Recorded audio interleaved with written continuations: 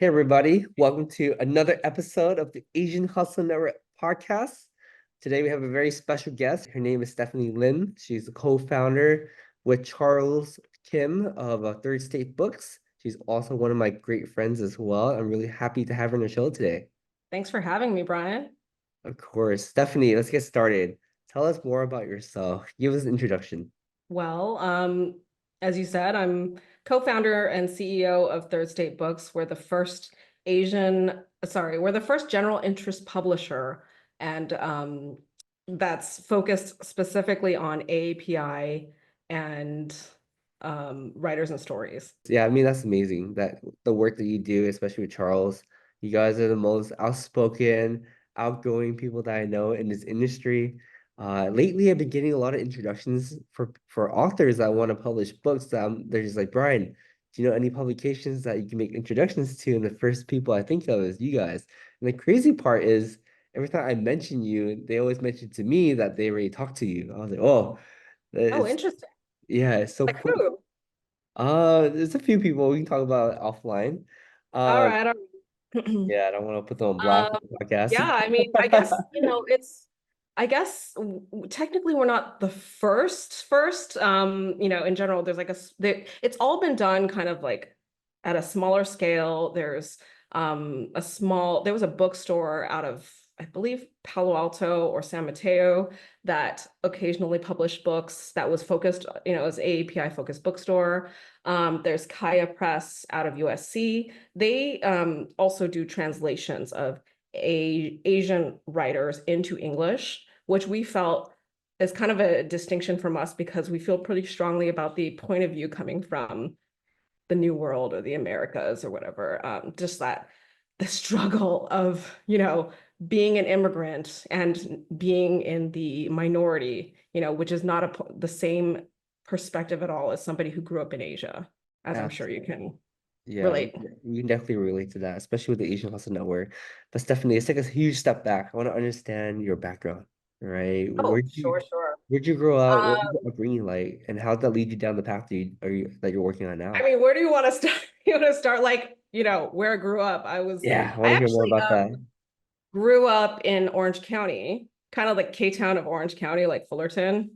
I went to Sunny Hills, which some people may know as the Better Luck Tomorrow School. So if you recall, Justin Lin's first movie is an indie film called Better Luck Tomorrow about a bunch of Asian kids who were honor roll students and then got into drugs and crime and then ended up murdering a kid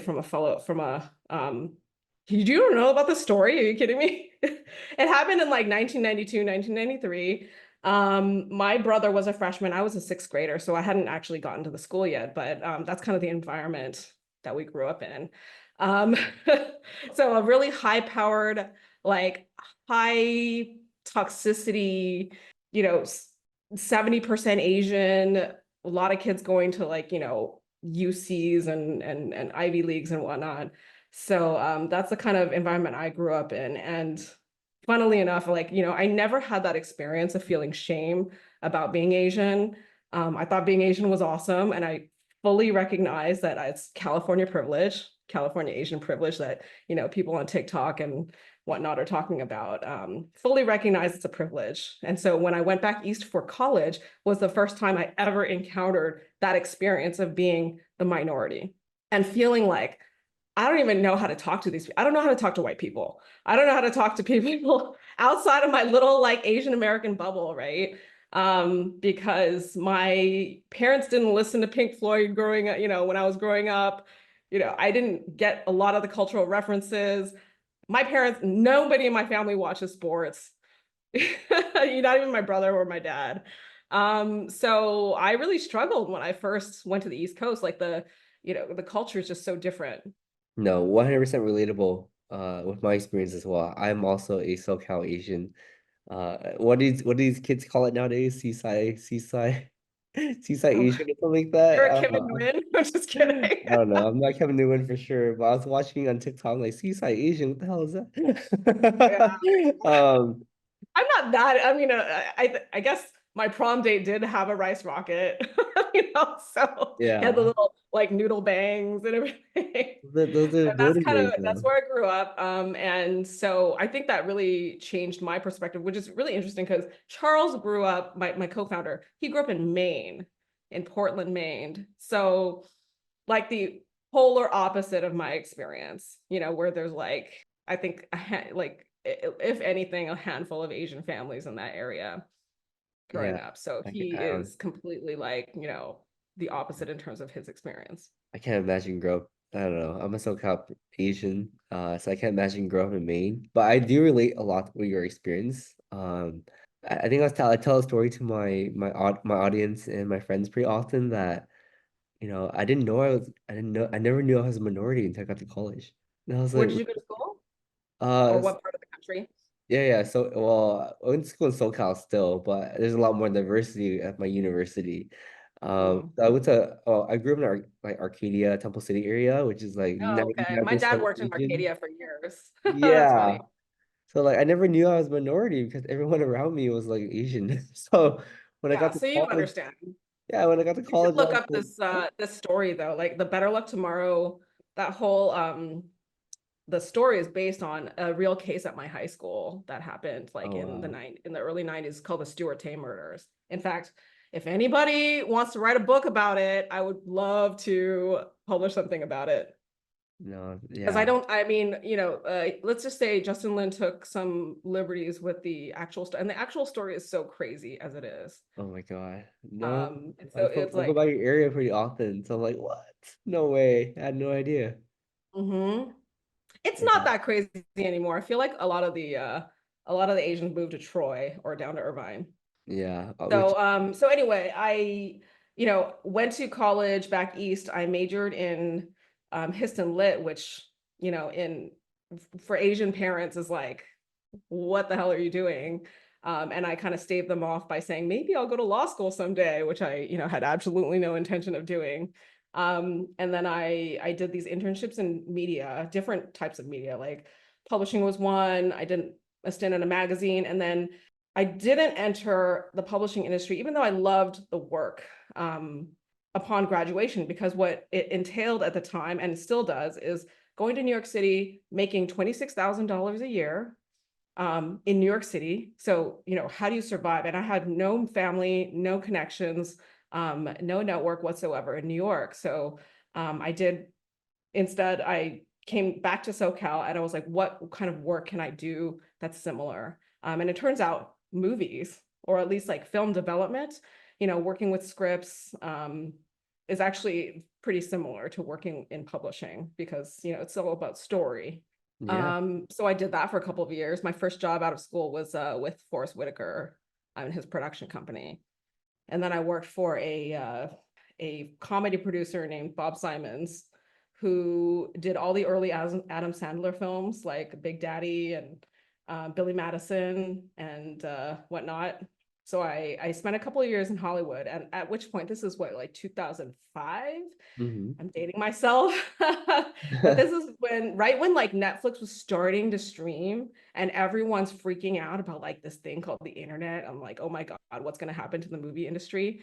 So at that time, I was like, I could either stick it out for another like 10, 15 years, which some of my colleagues did. Some of the kids who were assistants, like I was, ended up, like one of them as now an agent at a company that we're working with that's actually representing us for our movie deals, which is so crazy. It's like kind of like full circle. And so at that point, this is like 2005, 2006, I'm like, let's go see what the internet is all about. And I made a total left turn into digital marketing. So I went to work at Google for a couple of years, and I ended up going down this like e-commerce digital marketing path. I worked at like ModCloth when it first moved from the East Coast and they opened their San Francisco office. I was like head of their paid marketing team. And then I ended up like working at BB, and then I helped Serena Williams launch her fashion brand online. And yeah, it's like, at some point you're like, I had a hard time rationalizing like working in the fashion industry is super toxic, super high pressure, and it's just not very functional. It's like very dysfunctional. And also there's, you know, the environmental and the socioeconomic impact. It's just like I started to have this like come to Jesus moment about it, especially after having kids. It's like, how many dresses does a woman really need? Not that many, you know. So I was looking for something to pour my, you know, kind of effort into that felt more meaningful. And it just so happened that a friend of mine happened to be my co-founder's client. So Charles was a literary agent before we started Thursday Books together, and she was represented by him. She's actually coming out with a book in September or October about um anti-racism through the lens of you know, AAPI perspective. Yeah, it's great hearing about your inflection point, right? Where you felt like at one point, what am I doing with my career? I want to do something more meaningful. I want to pour my effort into it. I myself have definitely had that inflection point as well. Hence, I started Asian Hustle Network after a 10-year career in software engineering, where it's like, I want to build a community, you know? I think it's It's like remarkable. this is how we turn like all our skills and money into meaning, I guess. Yeah, yeah. I think it's remarkable that you're able to meet, Charles through a friend of a friend, right? Through a client. Uh, but I want to hear about how did that conversation come about? Because I know that you started your career in New York and then you went to LA and you worked in fashion and you worked at Google. But to make a turn into publishing company, I what mean, was I feel the like it's kind of like idea? this full circle thing, right? Yeah. Like, so our mutual friend Ellie, she knew about my background in publishing like literally 20 years ago, right? So I don't know that much about the industry. So it kind of started with like oh, let's, you know, just meet and see, like, you know, just like toss ideas around. In Silicon Valley, we call it founder dating, where you just like meet on a regular basis talking about your vision, your mission. Um, Even there was a question early on, and this is like throughout like 2002 that we were doing this. Early on about, do we incorporate as a nonprofit or a for-profit company? And we knew that, you know, going the nonprofit route, it would be easier to get like, let's say, corporate sponsor, I mean, not corporate sponsor, but like, you know, donations, and get people on board that way, and they can get a tax write-off and whatnot. But we felt really strongly that this was something we needed to prove, that there's economic viability in Asian American stories, that we're not like a quote unquote charity case, or, you know, it's something that actually makes good business sense and isn't, and that there's a market for it. And I feel like movies like Crazy Rich Asians proved it, right? And Beef, and, you know, all of these huge successes in the last few years, like none of what we're doing would be possible without those coming before us. Yeah, absolutely. You're right, right. And I'm kind of fascinated. Like, what are some of the challenges and struggles of building third street books? Like in terms of like the financial and business model side. A common misconception that I hear is, the market's Yeah. not big enough and that or stories are not interesting enough. How have you overcome these struggles? Well, we're kind of still building it, right? Like we just started, we just launched. So we launched officially in January 2023, but it took us a year to actually put out our first books. So our first books only came out a few months ago. And I would say, like, you know, our goal right now is to get to financial stability. And it takes a long time to sell books. And it takes, you know, what I realized over the last, you know, year and a half is that the way traditional publishing works is a lot like venture capital. It's like they throw a bunch of, like, they literally fund like 100 books. They expect 2 to 4 to become unicorns. And those 2 to 4, like the, you know, the in venture capital terms, it would be like a Google or Facebook, right? That ends up funding everything else. And like 90+% of companies fail. In the book world, you know, there's 2 to 4, like, I don't know, Harry Potters or a Court of Thorns and Roses that like blow up. And then, but the thing about it is that it will pay out for literally decades, right? Like To Kill a Mockingbird was published in the 70s, and last year it sold over 1 million copies. You know, all those English classes that get assigned To Kill a Mockingbird, right? But that's crazy to think about. It's like 1 million copies of a book that was published 50 years ago, still selling today. And that's what funds like all the poetry and literary books and flops. Like that's how it works. And we're just getting started. So it's like, yeah, we need a hit. Um, Yeah. and and we have some titles that we're really excited about that we think have a lot of potential, but it's going to be a slog until we make that hit. That's really fascinating. I actually have no idea how the book business really works, but that actually makes a lot of sense, right? Like Yep. one or two hits that really take care of you for the rest of your life. That sounds like a really good deal, to be honest. But it's about finding those hits, right? And that's why I think our approach, I think, is pretty different from what's come before. Like people who when you look, part of our pitch deck actually talks about how when you look at total numbers, AAPIs actually aren't that poorly represented in the publishing world. Like we're about 7% and growing of the population, and we have published about 7% of the books in the last several years.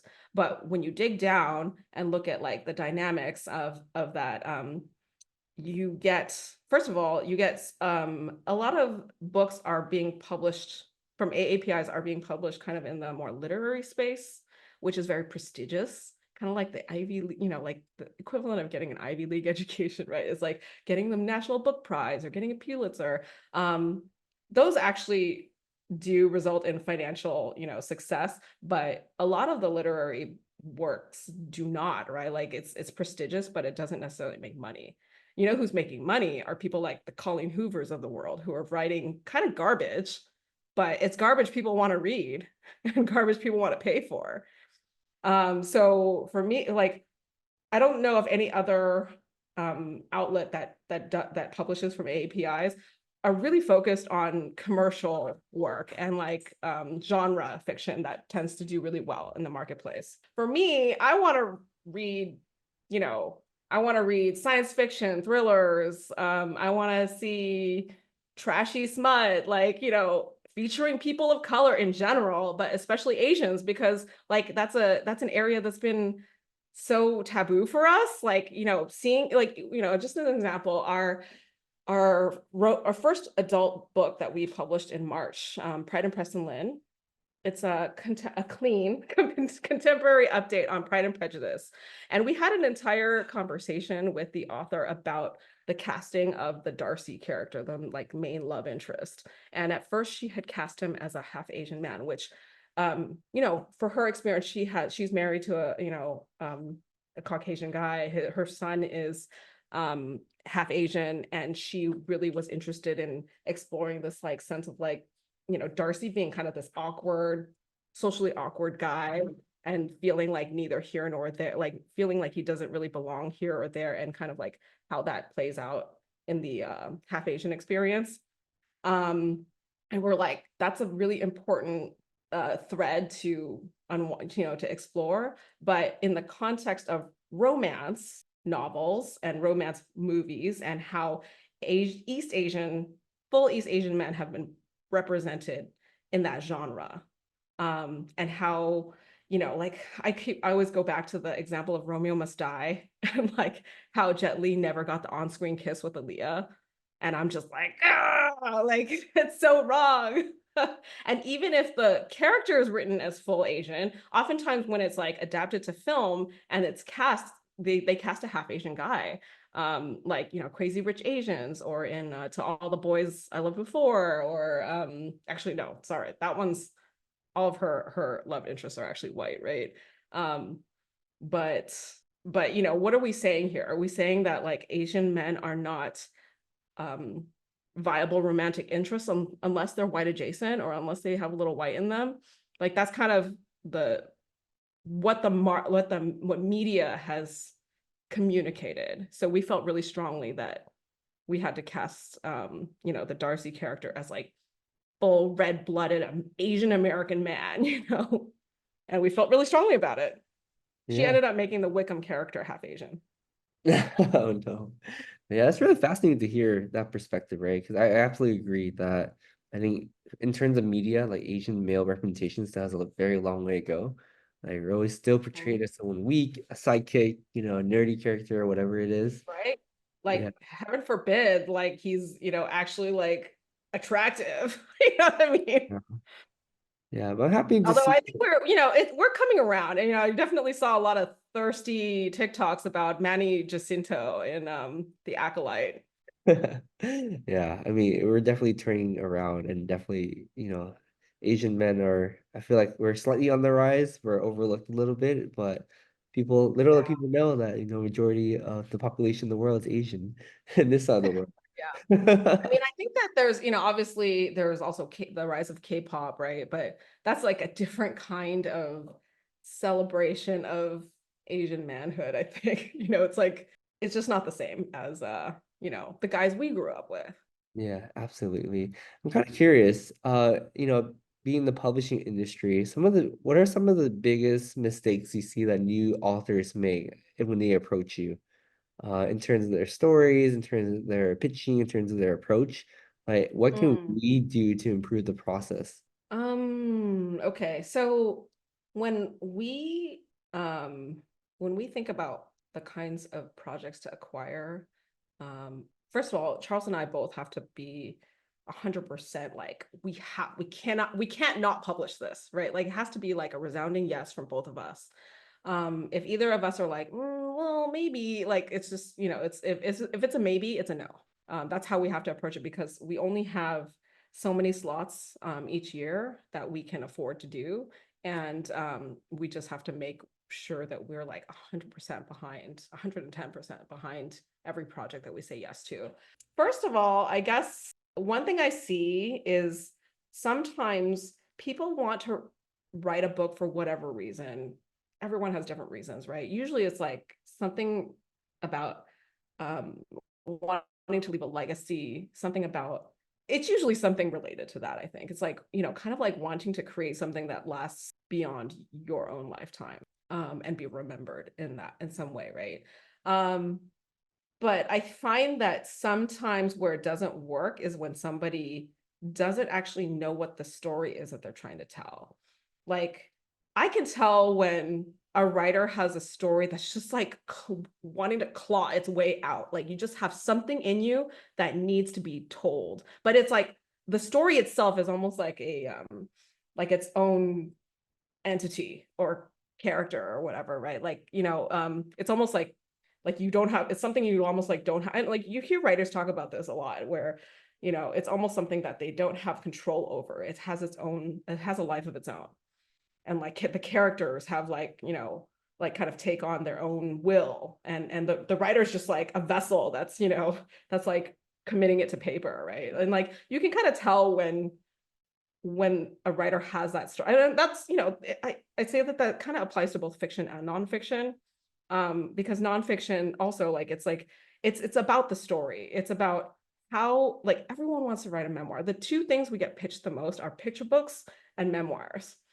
And one thing I notice is that a lot of times these two genres are us as AAPIs kind of working through our own traumas through these genres specifically. It's like everyone wants to write their memoir about their childhood trauma, their like family trauma, whatever. And then with regard to the children's books, it's like being made fun of for your lunch. It's, your slanty eyes, your unpronounceable names. And I feel that it's a little bit unfair to be saddling, like, we live in a world now where like little white kids are asking their parents to pack them kimbap because they saw their Asian friend bring it to school. Like, that's the world we live in now, right? In many cases, not obviously in many areas of the world of America, even, like, kids are still getting made fun of for their lunch, but it's changing. And there are plenty of books that already kind of talk about those issues. So to me, it feels like a little bit unfair to be saddling the next generation with our issues and our baggage. So especially when it comes to picture books, we are really focused on finding what we call asset narratives versus deficit narratives. So a deficit narrative is like, oh my God, my struggle, my pain, like, it's like the slave narrative for the African American uh, community and that struggle. Like for us, it's like, the forever foreigner. It's like, it's all these like things that we've been talking about for decades. But now I'm like really wanting to focus on like, what is the future we want to build for our children? What is the world they now live in and that we want them to live in, right? So it's about freeing them to be the adventurers, to be the astronauts, to be the rap artists, whatever, right? Like, and not being saddled with this like with the traumas of a past generation. Yeah, actually makes a lot of sense for sure. Yeah, I mean, it's about like letting them just be the main character, Who they are. not Yeah. the sidekick, letting them be the main character, and they just happen to be Asian. Their Asianness is like going to come in, it's going to inform the story, but it's not going to be like the point of the story. The point of the story is like who they are as a person and a character and how their growth as a character, right? Yeah, absolutely. I remember interviewing another actor or actress before, and they mentioned that, in Hollywood, the biggest change for us is for us to get any roles without being regarded as the Asian person or as the Right. nerd, whatever it is, that Yeah, we, it's like, why can't you just be, yeah, I don't know, Superman the or, entrepreneur yeah, or the athlete or whatever, and you just happen to be Asian, right? exactly. Yeah, that's what I feel like you're on point about is that's the progression that we should be aiming for, right? It's And not that's about, really the next step of like, at first it's about representation, and next is about, narrative change, right? Which we talk about a lot, and Goldhouse talks about it a lot, and Top yeah. talks about. Yeah, yeah. I feel like it's not about, oh, I'm Asian. Because I'm Asian, I got this role. No, it should not be that way. It's like, look, Right. Superman can be It's Asian, like, Santa Claus can be Asian, whoever can be Asian, mhm, right? I feel like that's the next yeah. progression. In terms of, selecting stories, and you mentioned that you wanted to like select a hit, right? And I'm pretty sure you get pitched a lot of stories about, people's past traumas, being struggles of being Asians. And to be honest with you, sometimes I feel like that could be a little bit overplayed. How do you gently turn away these authors that want to tell these stories without getting backlash? Um, I do like especially early on, we were very open to speaking with pretty much anyone. And oftentimes we would tell them, even if it isn't a fit for us, doesn't mean it's not a fit or at all with anyone, or that it doesn't have potential, that it couldn't find a home somewhere. So we were really open to um, making introductions to, let's say, our agent friends, or helping them develop the story a little bit more to the point where it's like, they feel like they can shop it elsewhere.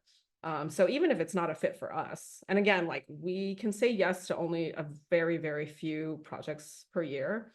So, most of the time it's like, yeah, writing's great, or has some aspect of the story that's really interesting. And it's like, we'll give some suggestions, and um, we want it's not just about the business for us, right? It's about creating this ecosystem, where it's like our authors helping each other, but also us giving back to the community and like just helping, you know, uplift the community as a whole. Yeah. So in terms of like the process again, right? When an author comes to you, so your team, especially Charles, does he edit every single book that or every single chapter that We comes touch in? everything. Yeah, of course. Like, we're so small right now, and we only have a handful of projects, and it's only our first couple of years. So yeah, we literally, I'm like in Word, like typing up, changing up phrasing, or making comments, and working really hand in hand with these authors um at a very granular level for everything, for now. Let's start over. It's not sustainable to do it like forever, especially if we scale to like, 10, 20 projects a year. But right now, with 5 to 7 projects, and our names are on it, our reputations on it. This is, we're trying to prove the model right now. And so yeah, I'm gonna make sure, like, even to the level of like like for instance, the romance author, she's slightly older than us. And there were just a lot of things, like even the word, like, I think she mentioned somewhere in her book, like the idea of going Dutch. Like nobody says that anymore. Like literally nobody. Like early 22-year-olds are not going to say going Dutch. They don't even know what it means, right? It's like split the bill. So even to that level of detail, I'm like, this is a book for people in their early 20s. and they're not going to use the phrase like going Dutch on something. Yeah, I actually never heard, or I haven't heard that phrase in such a long time. It's like very old fashioned. Yeah, yeah. I mean, Yeah, that's so I had to, I had to make a lot of commentary about that because it's a book set in, yeah, in like an undergrad, setting. yeah. So out of curiosity too, like, what is your overall vision for Third State Books? I know the fact that you guys are small right now and it's very hands-on. You're trying to build a reputation, improve a model. But how do Mm. you determine which metric is success and which metric is not success besides sales, right? Because Oh, this I is a was gonna very, say sales is a pretty good measure, right?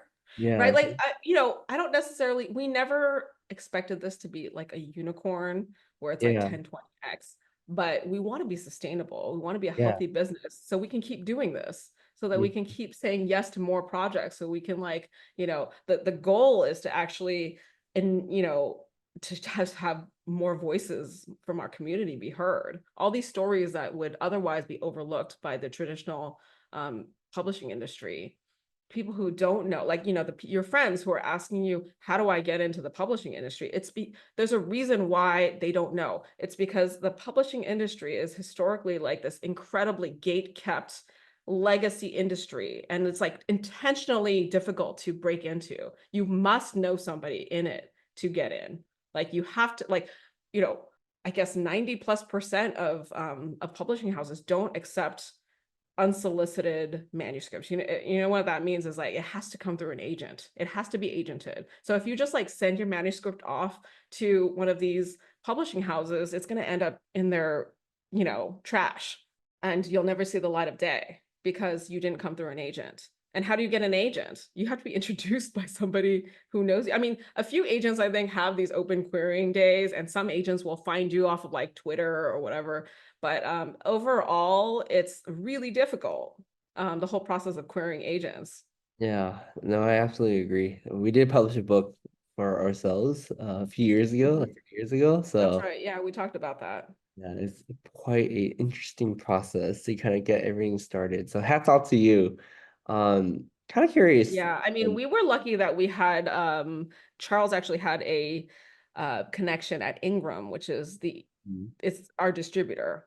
And that term, wherever books are sold, that's distribution, right? So it's the fact that they sell into Amazon and Target and Barnes and Noble and all these like other independent bookstores that throughout the country and the world. But to become an Ingram client is actually really difficult. And again, like it was something that we happened to have a connection. Charles happened to have worked with them at a previous company. Yeah. But otherwise, how did you guys distribute? You guys probably sold directly to your community, right? Right. Yeah. We're really blessed that we have a large community and that we Yeah. distribute directly to our members and we end up selling like 10,000 But books. like your book should be in, in Exactly. like gift shops and, and Yeah. book like and Urban Outfitters and whatnot, right? Yeah. But that's the difficult part. That's just one level of like the gatekeeping. Yeah. And Yeah. I mean, in terms of gatekeeping, how have you overcome those struggles on a personal basis? What do you mean? Like getting your third state books into these bookstores and gift shops. Like, is it a manual process? Oh, well, it's the A relationship with hustle? the distributor, actually. Yeah.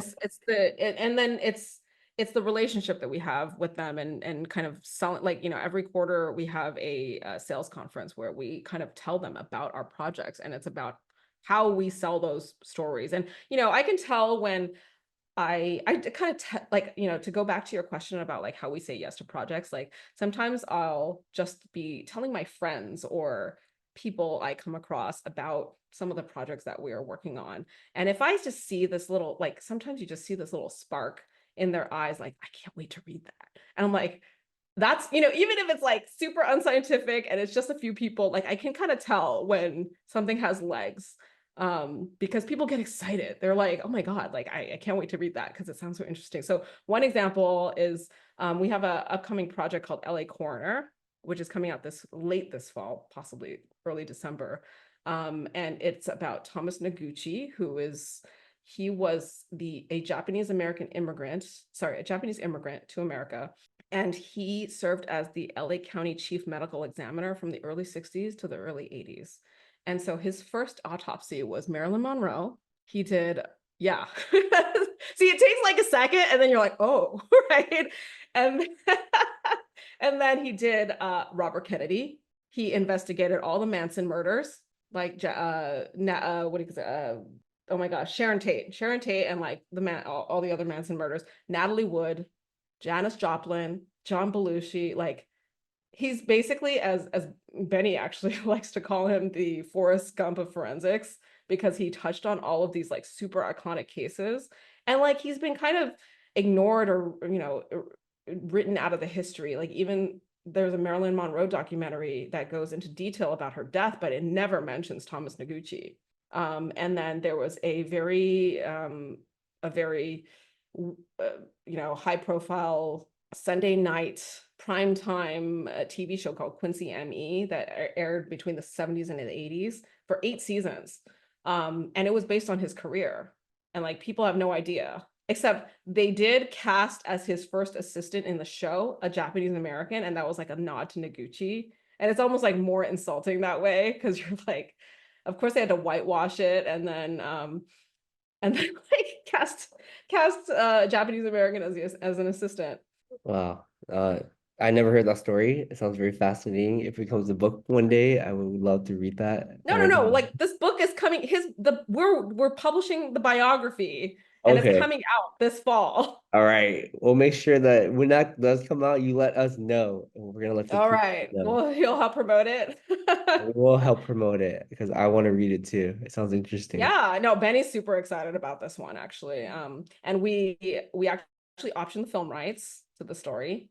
And we have we have a shopping agreement basically with Rideback to help try to develop this as a potential TV series. We'll That is see. crazy. I love We'll it. I see. mean, We'll there's see. so much limitless potential of what you're working on in terms of just writing, movies, deals, whatever it is. It's so I mean, exciting. it's all about IP, right? Yeah. Like it, traditional publishers, they don't even want to touch Hollywood. They just like it's mind-boggling because they're, you know, Pride and Preston Lynn, we bought off of an idea and 2 sample chapters, or like maybe a handful of sample chapters. And like, I was with the writer developing especially the third act, like the whole like, climax and resolution of that story.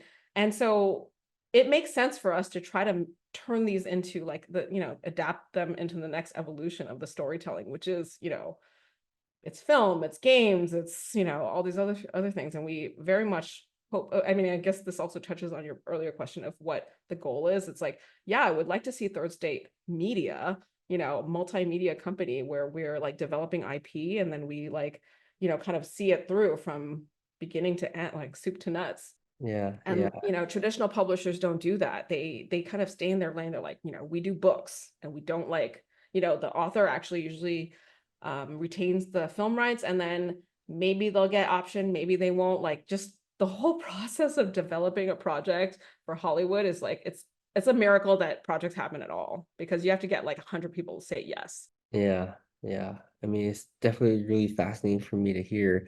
I guess I know we're closing up at the end of the podcast right now, and I want to ask a few more questions. I'm kind of curious, Stephanie. I know you mentioned earlier that you interned 20 years ago and you worked in Hollywood. How has each one of these experiences helped you become an entrepreneur today? Oh, we could stay all day and talk about that. I do feel like I am drawing on all of the, it's funny because I think when you ever go to career talks or people who talk about their career, like they make it sound like it was this grand plan they had from the beginning. Like, oh my God, I always knew I wanted to blah, blah, blah. I always knew I wanted to be an actress or a doctor or whatever. So much of my career felt so random and accidental. And when I was living it, it felt so like, what the hell am I doing? Like, I have no direction or focus, and I just kind of fall into things, and it just things happen to me and I'm not really directing it myself. And it's crazy how things work out, because I can honestly say that I draw on my experiences in my work at Third State like every day, from sorting from like drafting rejection letters to authors, like when I was like an intern, to fetching coffee and like answering phones for my producer, bosses in Hollywood. And the thing about in Hollywood, when you're an assistant, you actually stay on the phone and you can, you overhear pretty much all the deal making that happens. And that's kind of the training that's built into the Hollywood system. And so, I know enough to know like what it means to option something, what it means to like to even like find out what an actor's availability is, or like, the kind of the process of like you need a showrunner for a TV show, right? Like that's kind of the first step, is to get a writer to do a take on the adaptation. So like kind of knowing just enough to be dangerous, but not necessarily enough to like, get things done. But at least it's like I have a little bit of that vocabulary now, right? Um, and then to my work as in digital marketing, it's very quantitative. Um, there's ideas people who are really good at like branding and positioning and marketing something, but like in the line of work I was doing, it's very quantitative, a lot of spreadsheets, a lot of numbers, and I love that. And for me, it's like, you kind of need that um to have a viable business, right? Like at the end of the day, it's a profit and loss. Yeah, you're absolutely right with that. It is a business, and I feel like the misconception of most Asian organizations that I talk to with other entrepreneurs is, I'm doing it out of my heart, I'm doing it out of passion. And unfortunately, I think passion can only go so far. When you can't support yourself, then it becomes I a mean, I actually think that going like, wanting to build a viable, sustainable business is a political move, it is. right? Like the choice for us to incorporate as a business, as a corporation and not a nonprofit, was, a political one. The choice to publish like genre fiction, for instance, is a political one also, because it's like that's, even though we're pretty well represented um overall, like in publishing, but in genre fiction, we're actually like underrepresented, right? So like when you look at romance, you look at thriller, like it's overwhelmingly white. And those are the people who are making the most money. So No. I think it's a political thing to like build a business that's like POC run, Mm-hmm. that's sustainable, that's like, like that it's not just something, there is a phenomenon, I guess, within the community, our community and other DEI communities, that people kind of expect, there's a lot of favor trading and people kind of expect things to happen kind of for free. Um, and I feel like one thing we can do to lift the whole, or like make the pie bigger, or like, lift all boats or whatever. I'm mixing my metaphors, but is to actually bring more money in and sell, because like, our books are supposed to be authentically from our community, but they're for everyone to consume, right? Like they're universal stories that anybody can relate to or can learn from. um Again, as like Crazy Rich Asians proved out, like who like drove the success of Crazy Rich Asians? It's like these American women, middle-aged middle American women reading Crazy Rich Asians in their book club in like Wisconsin, right? Like those are the people who read it first. And then like, something like Everything Everywhere All at Once. I asked a bunch of my Asian American friends if they watched it around the Oscars time, and they're like, "Oh yeah, no, I didn't really get a chance to see it yet." And who really loved it? Like people of all other backgrounds literally would be like, "Oh my God, I love that movie." That's really crazy. Yeah, I can see that for sure. Like I Like feel how like many people among your Asian friends watched that movie before the Oscars? yeah, a very Not that small. many, right? Yeah. That's something we need to do better as a community as well. Where it's like, we mentioned all these things we want to work on and It's improve. like, there's a term in tech that's like eat your own dog food. It's like meaning like you work at Google, you gotta use Gmail or whatever. Yeah. But it's kind of like we need to do that for our own community. Yeah. Like it's choices every day, right? Like it's even people that I work with in my personal life. Like I need to hire a designer for whatever, right? Like I'm going to try to hire either AAPI first or POC first if I can. Yeah, absolutely. All right. I'm gonna ask the final question, Stephanie. Sure, Uh, sure. what advice do you have for aspiring entrepreneurs in the Asian community that want to pursue their passions? Like what kind of struggles It's a big question. it is a very big question, right? Because there's a lot of struggles being an entrepreneur. So what's the one advice you want to give people when they first get started? Actually, I'm going to borrow a line from an upcoming book we have. We actually are publishing. I don't know if you know, Save My Sense. She has built a pretty big personal finance platform on Instagram and elsewhere. And she has a whole chapter. So we're publishing her book in January. And one of the chapters is about career. And one of the first things she says in her career chapter is that telling a young person to follow their passions is actually some of the worst career advice, because it's like very few people who can actually make their passions pay for itself early on, especially. So in your 20s, it really should be about building skills and paying bills. Right. And that's kind of what I did too. Like, I was like, well, as long as I can either slog it out in Hollywood, I could actually find something lucrative enough to pay for to finance my passion, right? And help me build some actual concrete skills while I'm at it. So that's what I felt like my 20s, or like later in my 20s and early 30s was about really focusing on like building out my skill set and making money to start a 401k and stuff, right? So it's Yeah. not always that you have to like start off by like pursuing your passion, but you kind of like take care of what you need to take care of first, and then you have the space to do that. I mean, there's a reason why like so many people in their 30s end up like turning around and then becoming like authors or entrepreneurs or yoga teachers or whatever, right?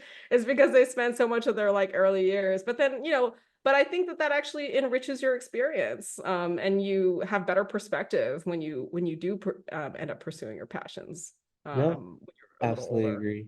Yeah, absolutely agree with that statement. I'm I one of mean, the that's like your yeah, story too, right? Like you were an engineer, yeah, for and I'm 10 sure years. you're drawing on those experiences in what you're doing Yeah, now. absolutely. Yeah. I mean, 10 Like, years. it's a very unromantic, It kind of is. answer, I know, but Yeah. I just want to do right by, I do think that it's a little bit of a it's a little bit misguided to tell people like, oh yeah, you should just like quit your job and when you're 22 and you No. like don't have like $300 in your bank account and like go be an actor. Well, I don't know, actually, like, Yeah, I maybe guess that's not a good example, acting is but like a totally different, sorry, acting is a bad example yeah. because like there is like kind of ageism there for sure. Um, but you know what I mean? Yeah, absolutely know what you mean. Yeah, I feel like I call that paying your dues before you go out and do your own. Yeah. It's something that, it's not something young people want to hear all the Yeah. time. I don't know, maybe I can't claim to know if it's like particularly like Gen Z, or if we've always been like this when like young people have always been like this. Yeah. Uh, Yeah. but there's less of an expectation now that you kind of like go into a company and pay your dues and like, learn how to Yeah. do things, like just learn how to like write an email properly, like You'd be learn how to like surprised. manage. I mean, the other piece I didn't talk about was like just even so much of my work now is like managing deals and managing like kind of like interpersonal dynamics. And like I Yes. would not have been ready to do that in my 20s. Like I had no idea how to navigate politics, like office politics, or like Yeah. understanding how to determine what, like it's really about like understanding what the other party's incentives are. Like Yeah. everybody wants to bounce their ball, right? You just have to figure out what balls they want to bounce and like try to get everyone to go in the same direction, like see how your goals align. And Yeah. that's where deals happen, right? That's how people come together and collaborate. Yeah, absolutely. No, I definitely agree with everything you said. So Stephanie, how can our listeners and community support you and find out more about what you're working on? Oh, sure. So we actually have a pinned post at the top of Thursday Books Instagram accounts, which is about how to support AAPI authors and stories that Mhm. don't cost extra money. So like obviously buying the book is great. Buying the book for your like 5 different friends is great. But what actually really helps is like going to your local library and requesting that book from your librarian, or Uh, like going to a local bookstore and requesting that they stock these books, or going on your like Instagram and sharing about the book to your like, to your community, to your friends, and talking about it, and like kind of starting these conversations. yeah, It's about amplifying like the it is. message. Yeah, absolutely. And we'll definitely include all that in the show notes as well. But Stephanie, it's amazing to have you on your very first podcast. I'm so happy as well. Thanks for Um, being so nice about it, because I felt super derpy when I was like being interviewed no, by not at NPR. all. No, not at all. This is great. So thank you so much, Stephanie. We'll include all that in the show notes, and we'll continue to support you every step along the way from now on. And obviously, I still Appreciate it. really appreciate our conversations and having you as my friend. Likewise. Thank you, Stephanie.